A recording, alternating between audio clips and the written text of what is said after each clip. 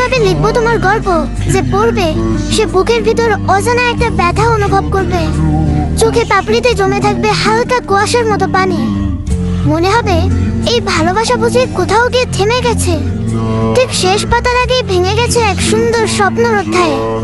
তারা ছটফট করবে আমার এক নজর দেখার জন্য, আর বলবে কে সেই ভাগ্যবান যে এত গভীর ভালোবাসা পেয়েও তার হয়ে থাকতে পারলো না। যে ভালোবাসার কদর বুঝতে পারেনি, যে হারিয়ে ফেলেছে এমন একজনকে যে তাকে নিঃস্বার্থভাবে ভালোবেসেছিল, যার প্রতিটা ভাবনায় ছিল সে, যাকে নিয়ে প্রতিটি মুহূর্তে সে স্বপ্ন সাগরে ডুবে থাকতো। তোমার গল্পটা যেন এক নীরব আত্মনাদ।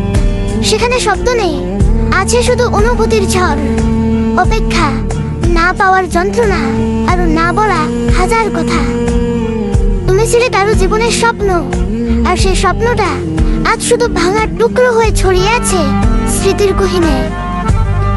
হয়তো কেউ এই গল্পটা পড়ে নিঃশব্দে চোখের জল মুছবে আর বলবে,